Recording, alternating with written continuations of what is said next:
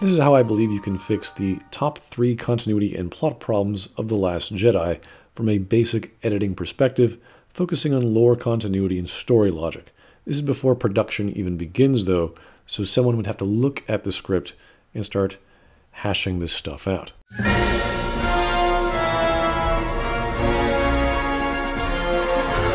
Number 3, Finn's subplot goes nowhere. This is obviously a plot hole, as Finn's antics end up getting a codebreaker who betrays them and get many of the escaping transport ships destroyed. Now, if this was combined with Finn's resolve to sacrifice himself over this mistake, and he's genuinely feeling remorse and seeks redemption, and does so by stopping the battering ram cannon, that's at least dramatically relevant. But Finn never has that realization. He never puts those two things together, at least that we can discern.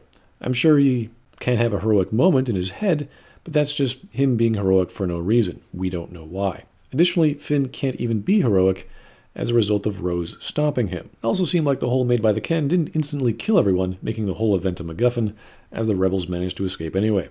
And there was so much time between the hole and Finn getting back to base, you have to wonder what was going on there.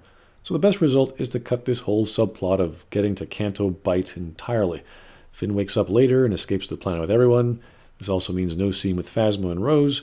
They're totally unnecessary to the story.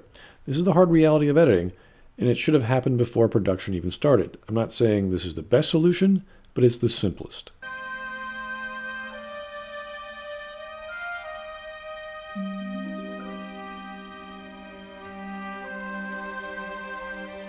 Number 2, Force Ghosts can't impact reality. When Yoda shows up, it should be about 3 things. Number 1, failure is your greatest teacher. That's some good wisdom and is totally fine. Number 2, the second thing discussed is where has Yoda been? Yoda says he's always been here, but because Luke cut himself off, he could never appear.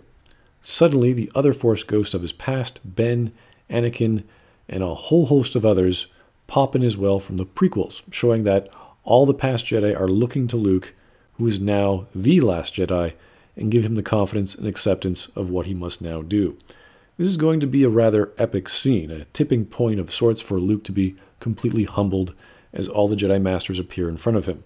This is now serious. The stakes are raised. You can even have some cameos from Samuel L. Jackson and Liam Neeson talking about the philosophy of the Chosen One, what balance to the Force means, and essentially that Luke can no longer run away and must fulfill his destiny as the Last Jedi, whatever that is.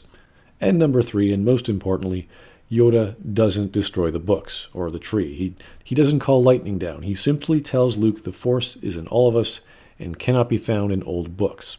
This causes Luke to pause, as opposed to the scene in the movie where he complains to Yoda about burning the books, even though he was just about to do that himself. That's kind of silly. This is really important, as we can't have Force ghosts teleporting wherever they want and lighting stuff on fire. Thus, Force ghosts only appear near Force users or Force sensitives and provide guidance and wisdom, not destructive lightning bolts. It should be a philosophical and spiritual moment, how knowledge can be passed from master to master. You'll go crazy with this scene. Nothing to break lore, just Force ghosts being wise and passing on knowledge. And also, Yoda is not some crazy puppet laughing and smacking Luke in the face.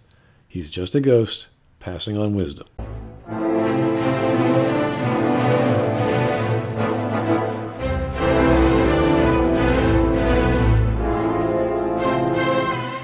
As amazing as this scene is, it's the most destructive to the continuity of the lore of all the movies. And let's be honest, visually, it's nowhere near as destructive as it should have been. The explosion would have annihilated nearly everything in the star system. If lightspeed ramming is a thing, where are all our lightspeed ramming ships that would decimate anything they hit since the dawn of lightspeed? The Death Star wouldn't even need to be developed. You just slap on a lightspeed engine to a whole bunch of asteroids of iron or really any material, and goodbye planet. So we can't really have these. Instead, the scene of ramming a ship is with Admiral Akbar automating all sorts of weapons and turrets, assisted by AI or droids, as he rams into the First Order's fleet. Yeah, it's a trap, though he doesn't actually say that. Hux thinks he's just bluffing, then realizes he's not, and then states it's a trap, starts opening fire, but it's too late. Sure, it's a minor saying from a minor line, all for the new generation.